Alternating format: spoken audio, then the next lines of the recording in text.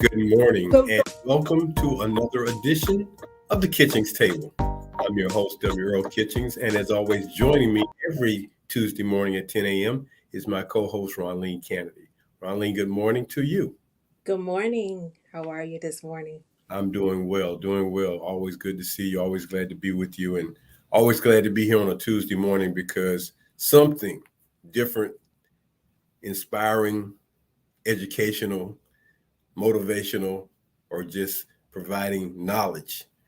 It's always happening here at the Kitchings Table. I can say that much. We always find something to enlighten and inspire or make you pause and go, hadn't thought about that or didn't know that.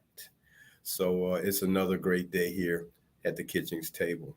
Indeed, it is. You opened us up with a cover of the Yes. book by Richard Alberta titled The Kingdom, the Power, and the Glory. And this is a fascinating book simply because it is talking about what our topic is going to be about today. And being that Tim Alberta uh, has a spiritual and religious background, his father was a minister, but because of the way things are going in American society, I won't say in just society in general, but in American society, he felt a need to pen this book in order to, I guess, bring light to what's really going on in some circles that that are causing some concern as we embark upon the 2024 election because uh, you know it was always said that religion and politics should never mix in our day-to-day worlds when it comes to uh, dealing with government and things of that nature. But it seems that page has been torn, ripped, shredded out of the book, and tossed away because in America, over the last, man, it doesn't seem like 8 years, but it's been almost 8 years since the ex president was elected. In those 8 years, we have seen the United States of America internally go through so many ups and too many downs as it relates to who we are and what we're trying to be. And the fact that democracy, American democracy, the largest uh, democracy in the world, I would think, is teetering on the brink of autocracy or dictatorship by one of its own citizens. And to move us and to move the needle in that direction is cause for concern and cause for understanding that I'm not going to say when it happens, but should it happen, this country will never, ever be the same again. Those people who believe in that uh, thought process or believing that that's where the country needs to go, believing that we should have a strong leader from that perspective, Ronleen, I don't really think they understand that when it changes for everybody. It doesn't just change for the minorities or black people or brown people, red people, yellow people, immigrants. It changes for everybody. And those who are wanting this or supporting this or theorizing that this is where we need to be going, um, I don't think they really thought this whole thing through because dictatorship is one of those autonomous things that once I get power, I'm never, ever, ever, ever, ever, ever relinquishing power. Uh, China has always been a communist country. They've always been on in that mode. I mean, for a long time. I guess once politics, but when you got countries that started with kings or that level of government authority, then that has kind of been the dictatorship thing. I mean, when or autocracy thing. When you think about countries who've had kings and or queens, some countries have shedded the king queen uh, level of governing. There are some countries that used to have kings and used to have and or queens. They are no longer that. They are either democratic now, or they are, I guess, under a dictator's rule, I guess. And I think about the fact that just recently, the citizens of Germany. Now this just has to be something you really got to put some thought into. So once upon a time, Germany, once known as Bavaria, Bavaria was a country that was ruled by a king, and they got away from that monarchy and they moved into a state of dictatorship under uh, their former leader, uh, Mr. Hitler. And when the World War, the World Wars, because uh, Germany was involved heavily in both. But after World War II, although the country did be an autocracy, I don't know if it was quite a dictatorship, but uh, or they were they had the division, West Germany, East Germany thing, and you had the Berlin Wall that divided communist Germany from democratic Germany, and when when the decision was made to move away from this split country and unify the country as a whole, when they tore down the Berlin Wall, when they made that country a democracy, things changed. It became a stronger country. It was always a strong country, always an industrialized country that was very, very endowed with not only making things, but they had the brain power over there to create and invent many, many things that we are proud to use in our everyday life now. Um, they, out of World War II, created the jet plane. Okay, they created the jet plane. There was no jet plane until Germany created jets during World War II. Everything was a propellerized plane, props as they call it.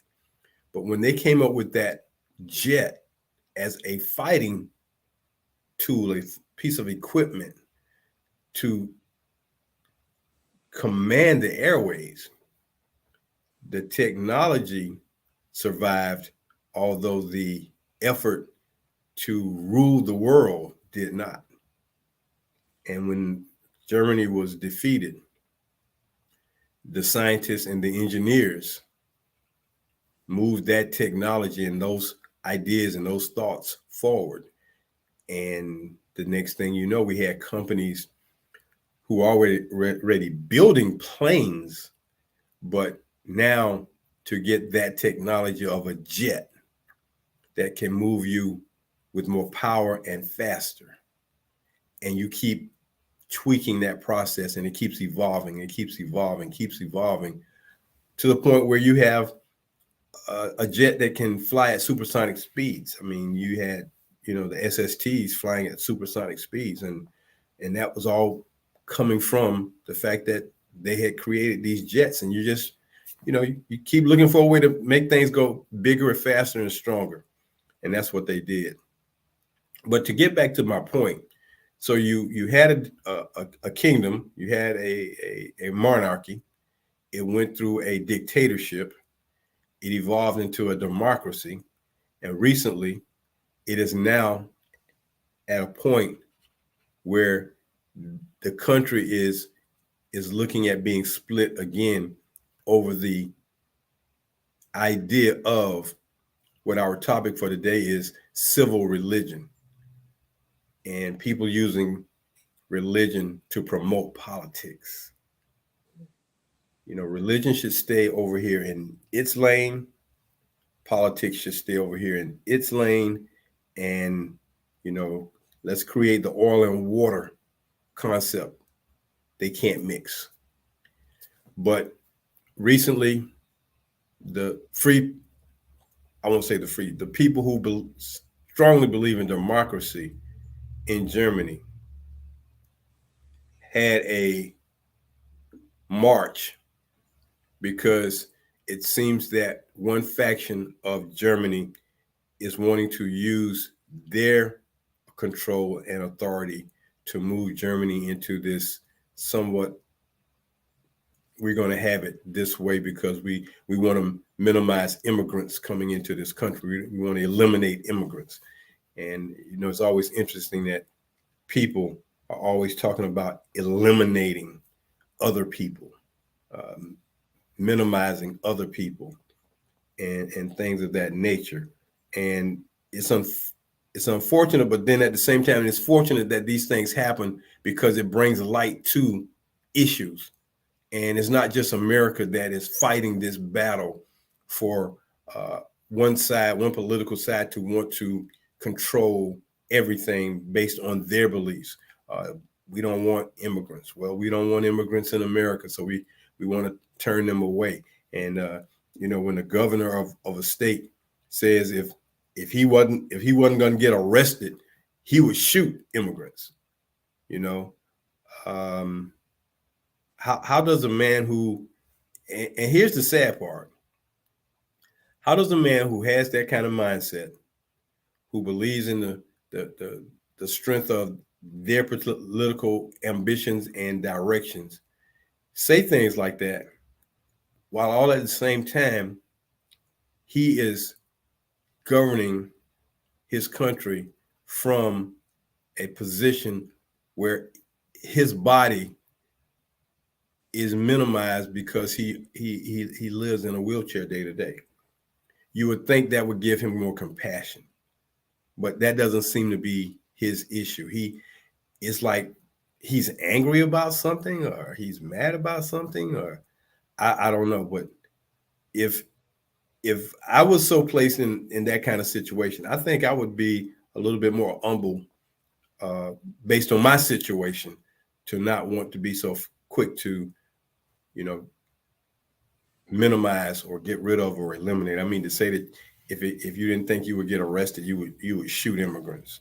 I mean, what kind of real thought is that? I mean, and the sad part about it, you say that, and then you turn around on Sunday and you go and pray about it. Uh, and we all know that one of the commandments says, "Thou shalt not who? Kill. Thou shalt not kill." So that's where I'm looking at this topic of civil religion right now, because it has such a hypocritical stance to it. You say one thing, you believe another thing, and you do a totally different thing.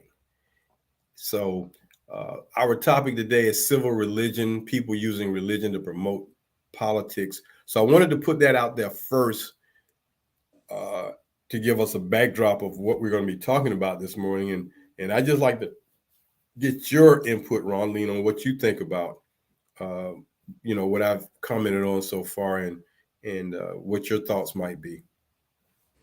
So, being in ministry myself and coming up through the ranks of ministers, this topic for me is very thought provoking. It makes you conscious of your own walk in life and the things that you think about and the things that you discuss with people and what's really in your heart.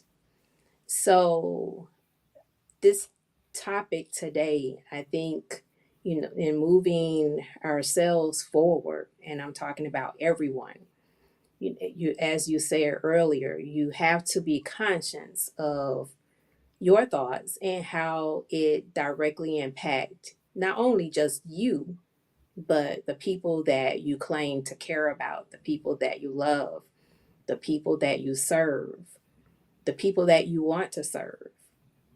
And are you being a good servant, a good steward, or are you being that person that's, as you said earlier, totally hypocritical to the word of God? No one wants that for themselves. I don't believe that.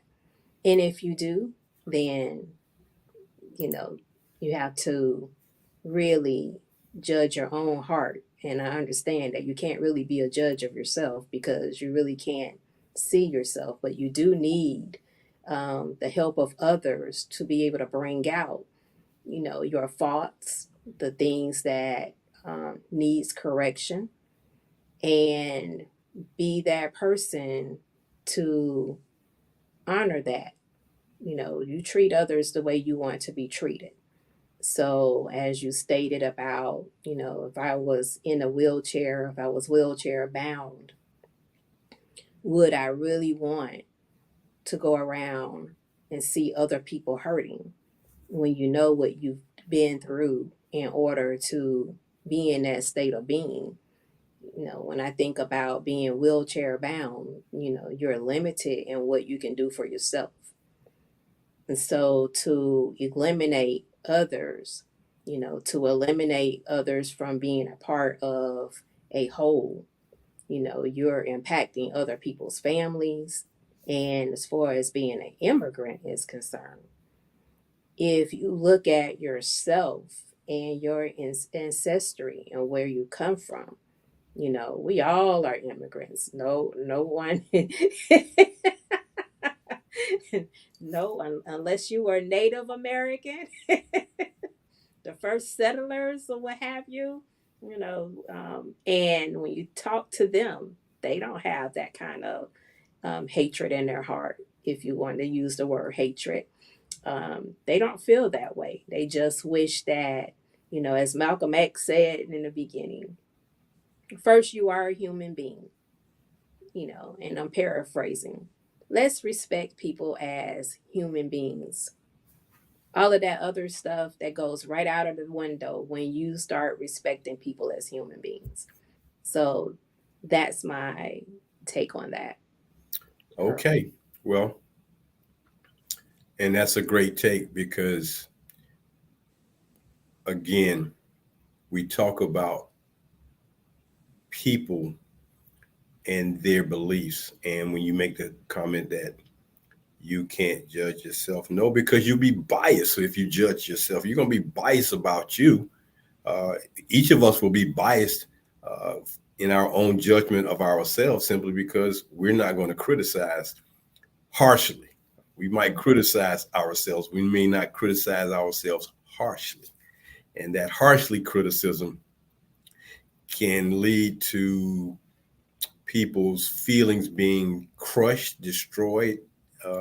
People get into their feelings and they lose their mind sometimes. We've seen that oftentimes where, you've seen crimes committed and, the first, one of the things, I won't say the first thing, but one of the things lawyers may want to have said is like, well, they lost their mind for a moment. So they were, they were crazy or they lost their mind to the point where the crime they committed was not done out of a person who was in their right mind. So, we have to keep in mind that that is going to be one of those biases that we might look at when we talk about judging ourselves because we may not, we just may not be in our right mind to judge ourselves. I think if you ask us to judge ourselves on a scale of 1 to 10, I think many of us will be in the 9 to 10 range. It's like, so you ask them the question, so you're saying there's nothing wrong with you? You have no faults? And of course, you know how that people say, well, I didn't say that. Mm-hmm. Oh, well, what did you say? Absolutely right about that. I mean, Okay. What did you say then? Because I don't think there's ever been, and you can correct me, I don't think there's ever been but one perfect person to ever walk the face of the earth. Right. And even he said he wasn't perfect. When he was in human form, he said he wasn't perfect. He did some things now. He did Mhm. some things, and you'd be like, you're not supposed to do that. He did some things. I mean, and it's documented. You go to the place where people are collecting money, you turning over tables and throwing money everywhere, and you acting, you know, you start, beating on people and, you know, taking things into your own control, and you're like, you shouldn't be doing that. You're supposed to be above that. Well, I I'm think only human. thank you. That's where I was going. It's like, well, you got to remember now, I'm in human form. I'm in human form, so I act like y'all act. I do what y'all do. Y'all, when I try to give it to you in a very Mild mild manner. form, you know, y'all didn't want that. Y'all thought, oh, he's soft. That's the first thing. Oh, he's soft. But then when I come at you like the way y'all don't want me to be or shouldn't be, then y'all give me a whole different perspective. So can't cut it both ways. You can't have it both ways. So, but that's kind of what's going on. But uh, in our definition of what civil religion is being defined as, and is also thought to be known as civic religion. So you can see that we're not talking about religion. We're talking about civil/civic religion, and there's a distinction. So it says the implicit religious values of a nation as expressed through public rituals, symbols such as the national flag, and ceremonies on sacred days and at sacred places. It is distinct from churches, although church officials and ceremonies are sometimes incorporated into the practice of civil religion. So that's what we're talking about today. That's where we are.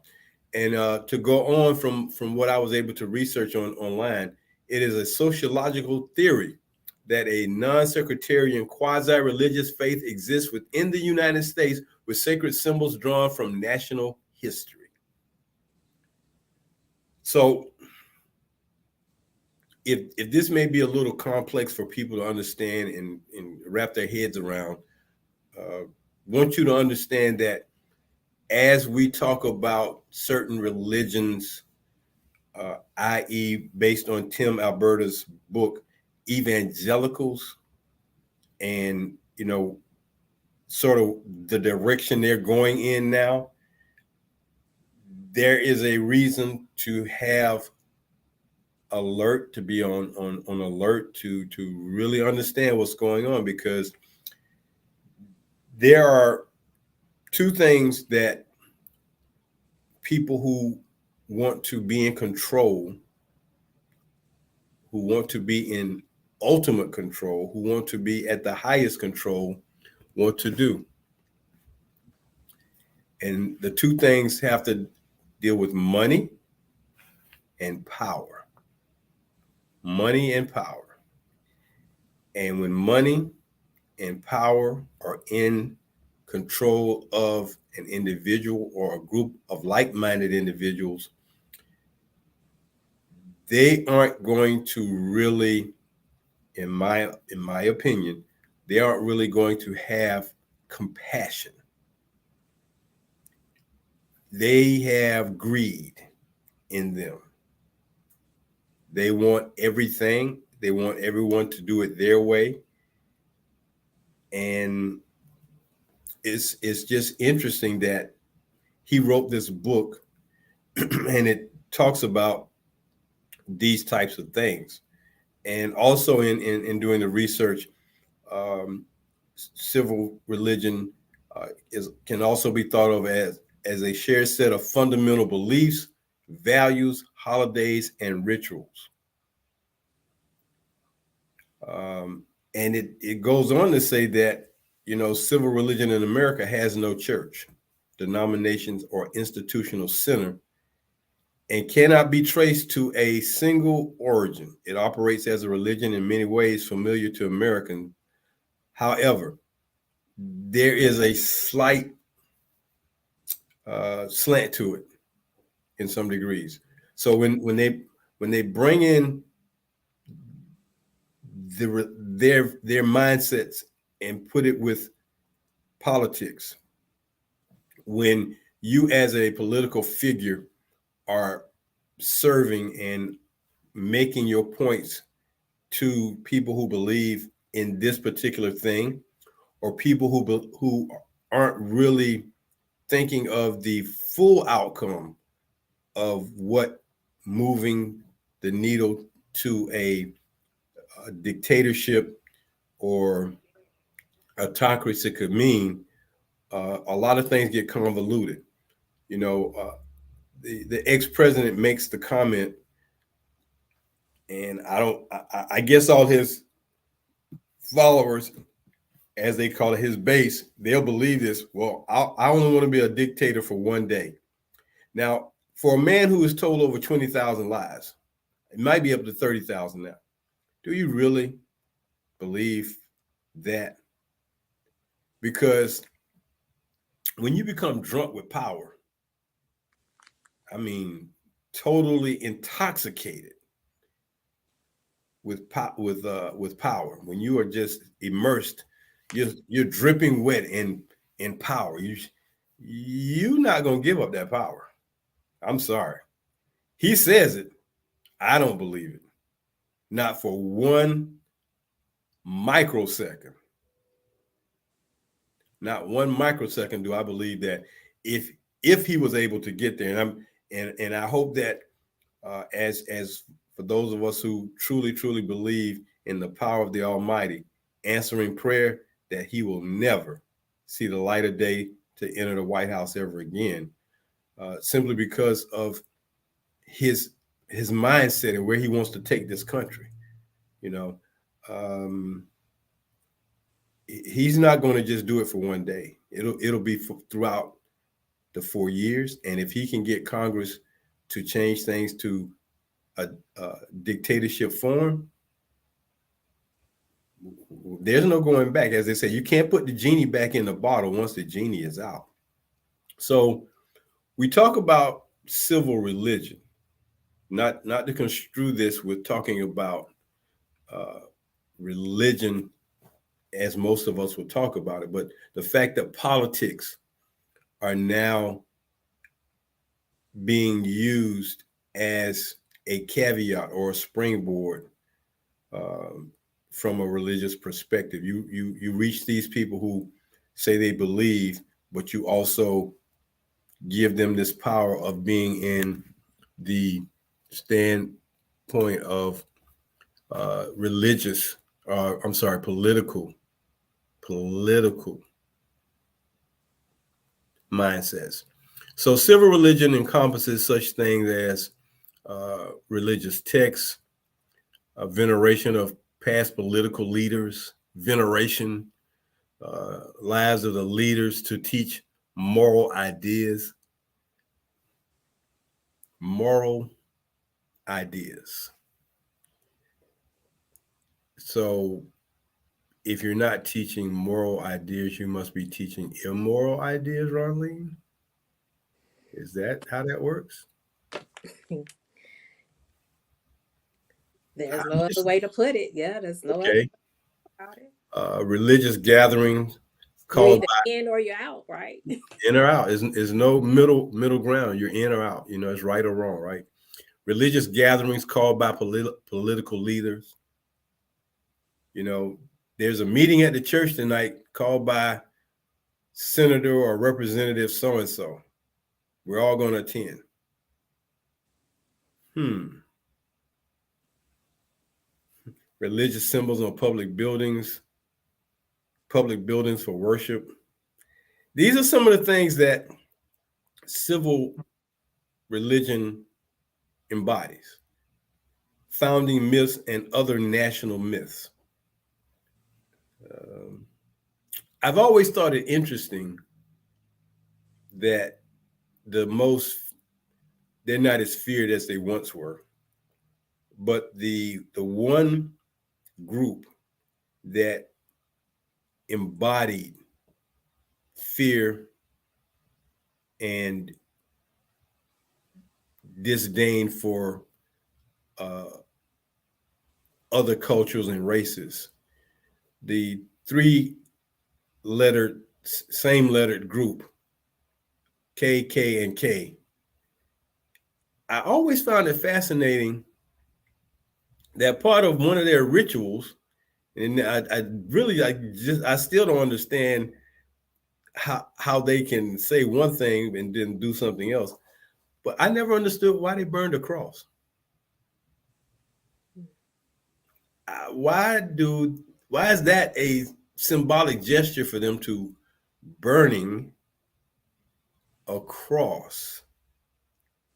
But yet you talk about religious beliefs.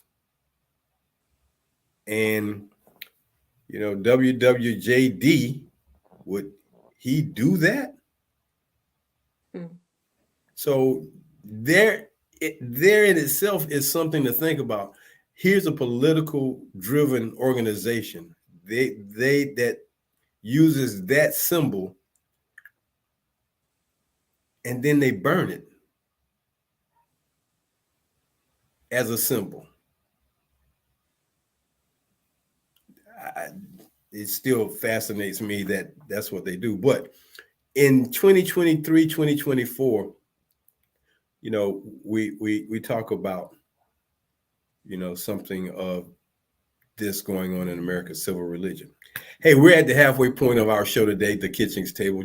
I'm W. Earl Kitchings. Joining me, as always, my co-host Ronleen Kennedy. We're always happy to be with you on Tuesday mornings to bring you our subject matter and our content to give you a reason to be enlightened, to give some serious thought about something, to laugh, to have some fun, because we're not always all serious. We've talked about many, many subjects over the past. Ronleen, you told me it was 3 years we've been doing this. Yes. Wow. And there have been some topics that you know just kind of like off the beaten trail, and that's the whole point of what we do here at the Kitchings Table, not to be so constructed or confined to a box. We're out of the box. We're going to talk about things that we feel may be of importance, or just to open your head up and give you something to just think about. So today our topic is civil religion and people using religion to promote politics. And we're talking about the fact that a gentleman by the name of Tim Alberta wrote this book called The Kingdom, the Power, and the Glory. Fascinating book that he is talking about how politics has bled into religion, and those who are strong religious believers are allowing politics to lead them, guide them down a path that um, I don't feel is necessary or something good for the country, because it's all about wanting to get power, and the power to run a country, the power to uh, choose who will do what and how things will be done in uh, a non-democratic fashion, to move the country into autocracy or dictatorship. That's not what this country was built on. That's not what this great experiment is about. That's not why this country is uh, arguably the greatest country in the world. And ironically, unlike Africa or Asia or Europe, it's not as surrounded or connected to as many countries as those are, so that you can just cross one country's border into another. We're surrounded by two countries: Canada to the north, Mexico to the south, and that's it. Other than that, we have to defend our shores on the East Coast and the West Coast, and that is always a constant battle. Uh, you sit out here and you're vulnerable to one extent, but being that you've created the might of a military that will stand and fight not only its own shores, but has the power to go to other shores and help and fight causes. shows you the strength. And again, technology being what it is today, it's not just mechanical anymore, it's technology. Once upon a time, you would have to send uh, planes, and that was always a position of power if you had control of the skies or the airways. If you could control the airways, you control the war, and a lot of battles were fought in the skies. But nowadays, they don't necessarily need the as many, I would say, jet fighters as they once did because they have these drones, and the technology of a drone is unmatched. How hard to detect sometimes because it can fly so low, but it has the power to be so destructive. And that's where technology has taken us. But again, when you're in control and you're very mindful of who's in control, and I think that's the other thing that we're dealing with going into 2024, who's in control. We have to be very thankful that the ex-president never got out of his right mind to start playing with that what they call the egg, that briefcase where you make decisions about national and international actions. Thank God he didn't do that. But who's to say his hands weren't right there on it at times? So when we talk about civil religion and we talk about how people, and this is what one of the excerpts from Tim Alberta's book, that uh, these faction of people who truly believe in their religious beliefs, and it's been basically put in the context of evangelicals for the most part. There may be others, but you know they've come to, as he says in his book, quote unquote, anoint the ex-president. Nobody, no man can be anointed to power above the supreme power. You cannot even be anointed to be on the same level. You can't even be anointed to be on the sub level of the supreme power because you are MAN with many fallacies. We all know this. Man is and won't ever be the perfect being. As much as he may try, he may try to do that in certain circles, but he will never be anointed to be that. And for man to anoint another man to be at that level shows you how much the people who believe in these things are really getting off track as it relates to religion, because um, no man is been relegated to having that type of power. But if you believe that a man should, do you give up your beliefs in your religion because what is written in that good book does not line up with anointing a man to have that kind of power um, in this country? I can't speak for other countries, but in this country. So when you look at, uh, I give you another country, Ronline, that was once, uh, well, it still is. It's kind of like England, but that's Japan, where you still have a monarchy, but you also have a democracy in place or a parliament in place to a degree, because England has a parliament and is run by a prime minister, but it still has the queen or the king monarchy that has that place in that country's governing, I guess. Prime minister and parliament run the country, king and or the queen oversee. and they still have that place of position. Uh, Maybe not so much power as they once did, but once upon a time when the king and their queens were the ultimate power, whatever they said, as they say, whatever they say goes. That's just it. But that's not where we're trying to be in the U.S. of A. To have monarchy, dictatorship, autocratic. No, the democratic experiment, the democracy of this country continues to go forth. The Constitution, as much as people want to chip away at it, must be held high and at a standard, because once we lose that document, once that document is shredded up, once it's torn in pieces, and like a puzzle, when you lose some of the pieces, you can't make that complete puzzle. And when you don't have the right pieces, you can't make that complete puzzle. And we don't need to be losing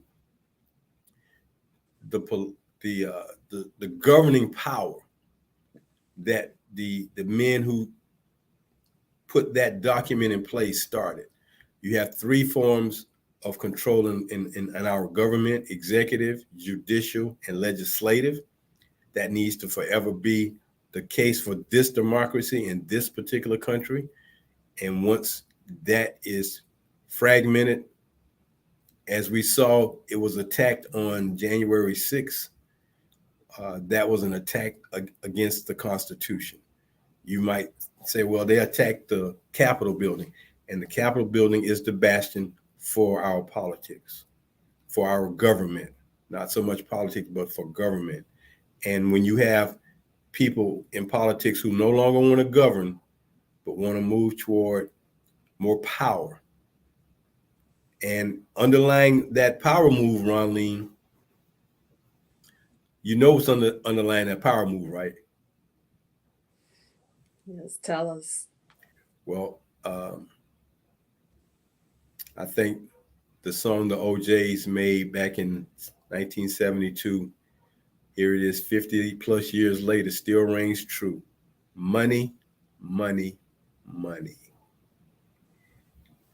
It still rings true that even since the days uh, going back to after the Revolutionary War and the country was freed from England, the powers to be still wanted power, money to give them control.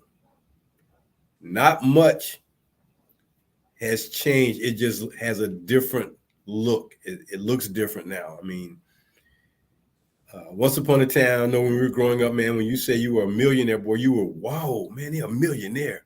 Yeah, that don't mean a whole lot nowadays. Mhm. You know, that's almost in a certain context, in a certain respect, you saying you're a millionaire. Some people might say, well, you're kind of poor, aren't you? you know, you got to say multi-millionaire, multi.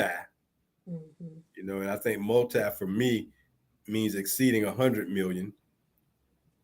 But you've got more billionaires in this world nowadays than ever thought imaginable. But it's just interesting how they never seem to have enough.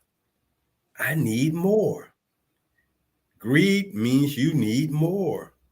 Power plus money plus control plus greed, that's a bad equation. Mhm. It does not have uh, the betterment, the good of society, for humanity in its favor. I mean, if you're going to use that power that you have, use it for things that are positive and good. Imagine if the whole world uh, could operate or be somewhat resembling how the United States is with not only agriculture but technology. All the things that make this country strong and great. If all countries were like that, will we have a better world, or will we still be worrying about power and greed? A lot of countries wouldn't have to be asking you for things if they had their own.